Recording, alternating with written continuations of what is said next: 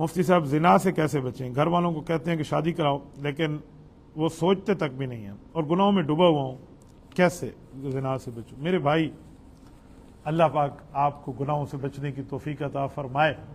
2-3 کام آپ کریں۔ گھر والے شادی نہیں کراتے نا، اگر ان کے پاس طاقت ہے اور معاملہ ہے اور پھر بھی نہیں کرا رہے تو وہ گناہوں میں آپ کے آدھے گناہ گار وہ بھی ہیں، لیکن اس کا یہ مطلب نہیں ہے کہ آپ زنا کے معاملات کو اپنے لیے جائز سمجھ لیں، نہیں، میں اس کا حل بتاتا ہوں۔ پہلی بات تو یہ ہے کہ آپ حدیث پاک کے مطابق عمل کریں۔ نبی پاک صلی اللہ علیہ وسلم نے فرمایا، اے نوجوانوں کی جماعت، تم میں جس کے پاس طاقت ہے وہ نکاح کر لے۔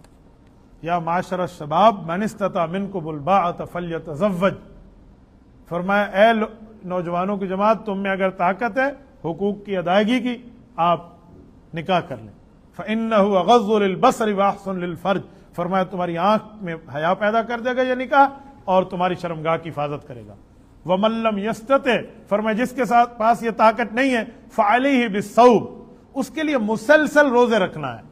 فإنہ لہ وجاء، یہ اس کے لیے ڈھال کا کام کرے گا گناہوں سے۔ یہ ہمارے نبی پاک صلی اللہ علیہ وسلم کا فرمان۔ دیکھیں کیسے ہمارے نبی پاک نے ایک ایک موقع پہ امت کی رہبری فرمائی ہے، ایک ایک موقع پہ رہنمائی فرمائی ہے۔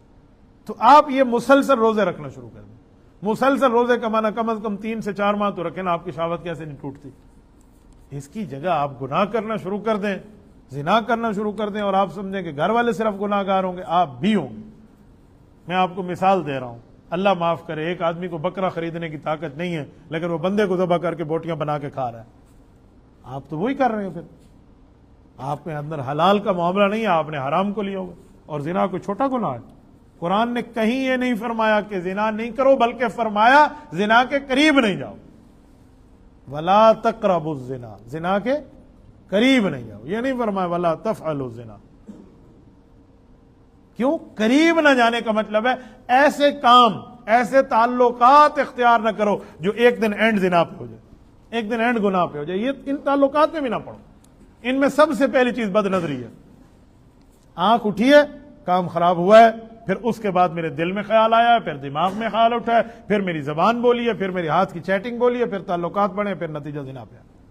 تو اس لیے قرآن کہتے ہیں ولا تقربوا الزنا، اس کے قریب نہ جاؤ۔